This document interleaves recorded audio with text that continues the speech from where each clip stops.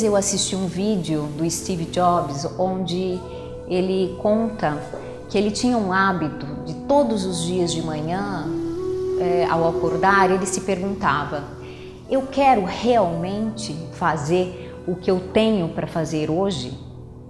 E durante muito tempo, muitos anos, a resposta foi não. E quando ele teve um diagnóstico sério de câncer, eu acho que todo mundo sabe, né, conhece a história dele, isso mudou. E ele comentou que a morte foi a ferramenta principal para ele conseguir, né, que o ajudou a tomar as grandes decisões da vida dele. Porque tudo que não tem importância realmente some diante da morte. E aí eu pensei, por que a gente sempre deixa para essas situações limites, né? Normalmente a gente adia, né? A gente deixa para depois. Se um dia der, ou se Deus quiser. E assim a gente delega para Deus a nossa responsabilidade pela nossa inação, pela nossa inércia, por prorrogar uma ação ou uma palavra que está pulsando dentro de nós. E por quê? Né? Por que a gente faz isso? Por medo? Por medo de dar errado? Né? Que não dê certo? Ou de não agradar as pessoas, afinal, o que vão pensar? E aí a gente fica com medo ou um receio de não pertencer mais a alguns grupos, ao meio em que a gente vive. Então, dando alguns exemplos bem rasos, bobos até, mas que trazem um certo desconforto. Por exemplo, você está num grupo de amigos que bebem e você não, sobretudo se você for homem. Ou então você está num grupo de pessoas num restaurante onde todos são vegetarianos ou veganos e você adora comer carne. Então são exemplos simples, só que isso tem um lado que é mais complexo, né? Tem situações que são muito mais complexas. Por exemplo, se você vive em uma família onde todos ou a maioria deles tem uma doença séria e você é super saudável, ou então você vive numa família onde são todos muito pobres e você é rico. Como sair desse padrão, né? Como vivenciar isso de uma maneira leve, sem culpa? Bert Hellinger, ele explica de uma maneira fantástica. Ele fala a respeito da boa e da má consciência. Então, exemplificando, vamos pensar numa criança que nasceu numa família de traficantes ou de assaltantes.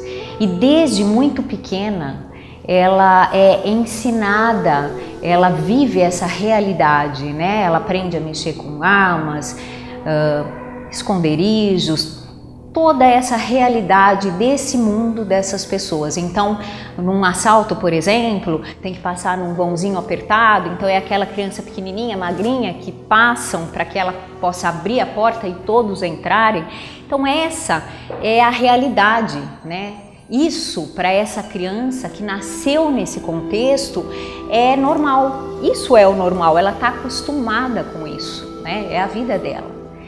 Então, supondo que essa criança cresça e tenha o discernimento de que não é uma vida saudável para ela. Então, para essa criança sair disso, não é fácil, né? Então, ela tem que ir para a má consciência, né? Porque para ela fica mais fácil, para a consciência dela, ficar nesse grupo, nessa vivência que ela cresceu até então, o que é normal para todos eles.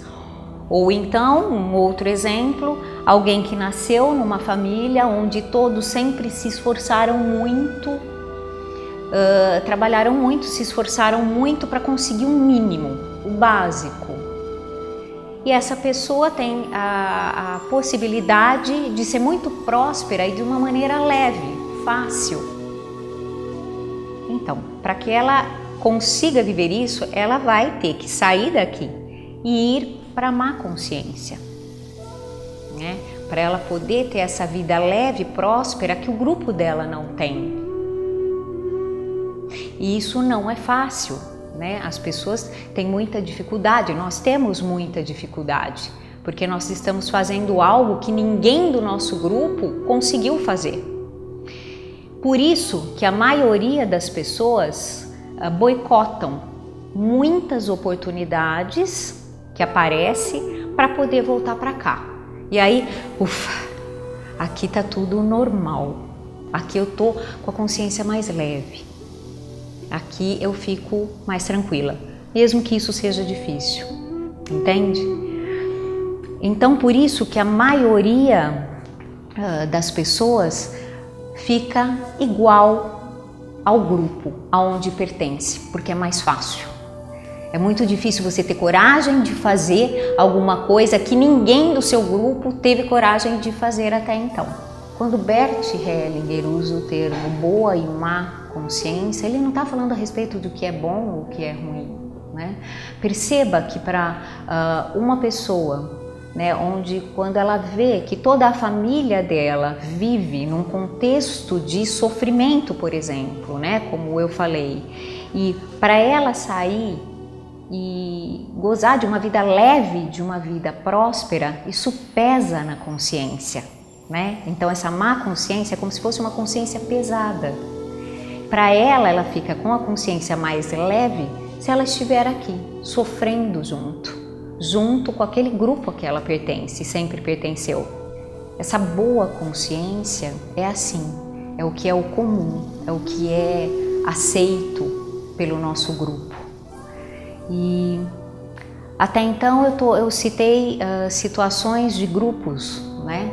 Mas a gente pode ampliar isso para a sociedade, né? E aí eu gostaria de citar um termo que é a palavra normose, que é uma doença social, é a doença de ser normal, que ela é baseada totalmente na comparação, né? Um modelo de comportamento que é aprovado, que é considerado bom, correto, ideal. Então, assim, hoje seria o quê? As pessoas estarem alegres, ser sociável, bem-sucedido, magro de preferência. Não é isso que as redes sociais passam o tempo todo? Mas é essa a realidade que todos nós estamos vivendo? E aí o resultado disso a gente já sabe, né? Muitos especialistas mostrando quantas crianças e adolescentes estão com depressões super profundas porque não têm a mesma vida que os amigos têm, os amigos virtuais. Então, essa normose, ela tira a individualidade da pessoa, né? Então vai ficando todo mundo com a mesma cara, com o mesmo jeito, com os mesmos objetivos. É como se a gente tivesse que entrar numa forma, né? Uma forma apertada, rígida, né? Onde as nossas vontades, a nossa energia, ela quer escapar, ela quer, né, ser expressada, exteriorizada, né? E se ela não explodir, o que acontece é que muitas vezes ela implode. E ela implode como doenças físicas ou emocionais, né? Depressões, pânico, transtornos. E por que viver assim? Então, aí a gente volta para o conceito que eu comentei há pouco. Porque para sair disso a gente tem que ir para a má consciência. E a gente tem medo disso. Então o que acontece é que, infelizmente, a maioria de nós vive toda uma vida ou uma grande parte dela de uma maneira mecânica, robotizada, e aí no final,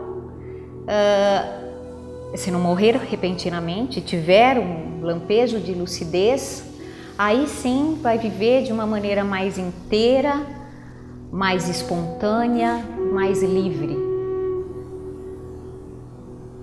Mas a gente pode mudar isso, né? A gente pode começar a fazer as nossas grandes escolhas agora, nesse momento. E não perante a morte, mas diante da vida que se renova. A vida se renova a cada dia e a cada respiração. E a gente precisa lembrar disso. A gente precisa lembrar disso todas as manhãs, antes de levantar.